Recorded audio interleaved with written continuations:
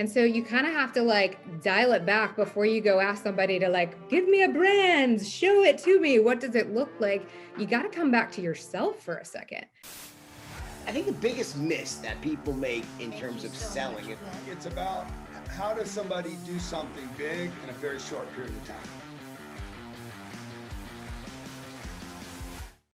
So, Lee, thank you so much for taking the time. And how can these lawyers and business owners build a preeminent, wow, jaw-dropping brand? Well, hi guys. Thanks so much for having me. So here's the interesting thing about the concept of branding. Number one, it's this word that's thrown around all the time. Like you're just going to like go out, get it, put it on like a jacket, and all of a sudden amazing things happen. But I like to think of it really as something that's driven from your vision and your mission. And this is what separates the brands that you know, that you love, from the brands that you just buy on a whim. And so I want to kind of give you a little bit of a new framework to think about branding from sort of the way we do it at the Prosperous Image. So the whole idea, and I'll give you a background on how I figured all of this out in just a second, but the whole idea of creating a brand is not about showing up at Nordstrom and saying, dress me up, make me look amazing, put the latest designer on me. It's about creating this consistency throughout every single piece of your business. So we actually look at the 5 pieces of your image. It starts with your personal brand, because you as the founder, you as the leader, you are driving all of the results that you're getting. So it always has to start there. And then it sort of trickles around in what I sort of have, I call it our image mastery system, and it goes in kind of a circle. Next is your online persona, which is a lot of what we're talking about today. Then you've got the cohesive team, because your team is out there speaking about your brand, talking about the language that you're speaking, and they have got to also be showing up looking a certain way. The next one is the money-making space, which we all were thrown into a year ago of like, holy crap, I've got to actually look like I know what I'm talking about, not just in terms of how I show up, but the stuff that's behind me, and I can't turn into a cat, on Zoom. So you've got this idea of how do you actually develop a space that isn't just pretty? Who cares? Like, it needs to make you money, right? It's exactly what Bill just said earlier. And then the last piece of the brand puzzle is the brand experience. This is the part that like drives it all home, that basically helps you become the purple cow. It helps you create all of this brand loyalty.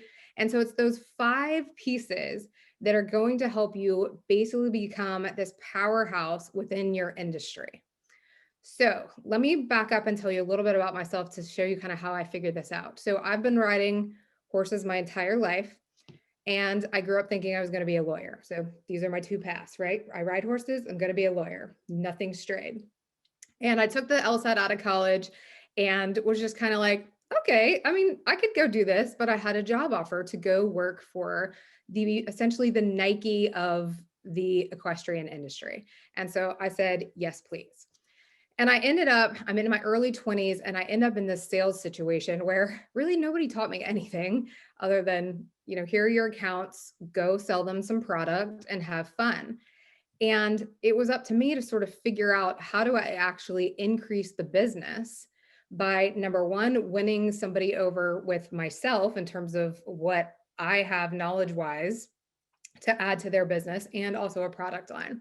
So I quickly figured out that the accounts who specifically put the product in a way that was beautifully merchandised actually sold 3 times more than just an account that just said, thank you for my product, I'm going to set it right here.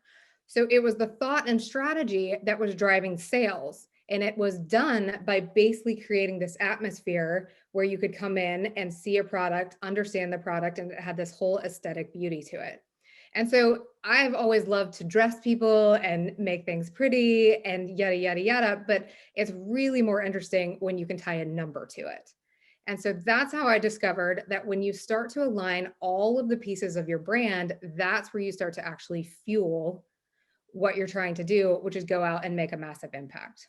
So I'm curious your thoughts on how do you create a positioning advantage in a marketplace to where all of the clients that reach out to you come in expecting a great service, a clean, consistent service, what are the principles to that, to the positioning advantage?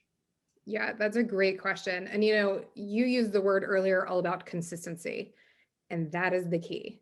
So having a very defined strategic brand, like when we're breaking it down for clients, like an online persona strategy is very specific, and it starts with, yes, who you are and what you're doing, but it's very specific to the result that you want.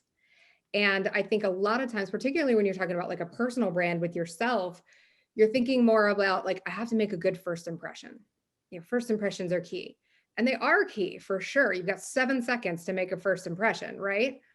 But even more important, well, I guess you could argue that they're even, but it's the consistency of maintaining that impression. I mean, I think you could argue that if 1-800-GOT-JUNK had this entire positioning and their guys showed up looking sloppy, didn't exhibit the value of the price based on an aesthetic feel, they would not have had the success that they had, because all of the way their guys show up, the way their dumpsters are, they're interesting, they're all completely aligned with the result that the company wants and what they're actually selling.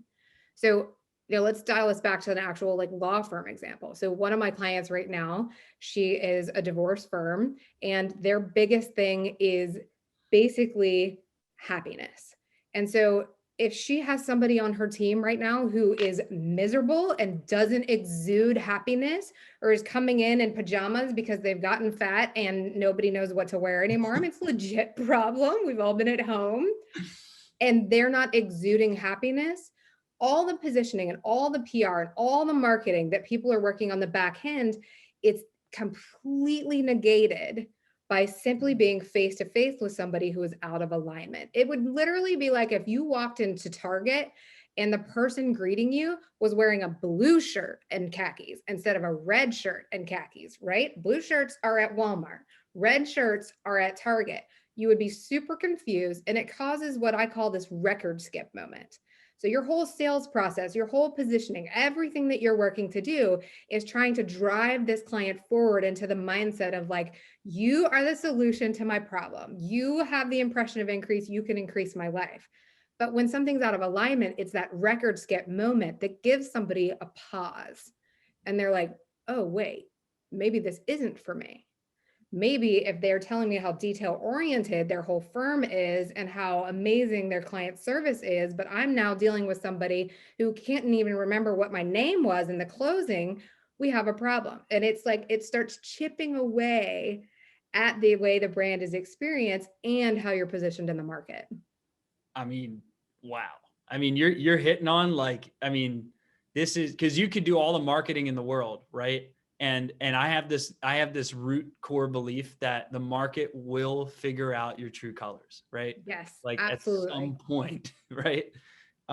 So it's an interesting thought I had as you're talking is it's almost like your brand is actually every touch point, every single touch point someone has with whether they're a client or not, through awareness-based marketing, direct response, lead capture, sales process, client service, offboarding, when a case is done, every single thing is a touch point. So technically, what I think I'm hearing from you is if you put a marketing lens on every single part of your client journey, pre and post someone becoming a customer and during, is that how you kind of build that consistency? Correct. I mean, so like we literally go in and look at your entire brand process. Now, it always starts with the leadership, right? Because you're driving the result. So you have to show up looking your best, showing up your best. You can't go ask your team to show up a certain way and embody happiness and do all this thing if you're not doing it yourself. But then from there, you are literally taking the lens that we figure out is the most strategic. Like, so use the happiness example.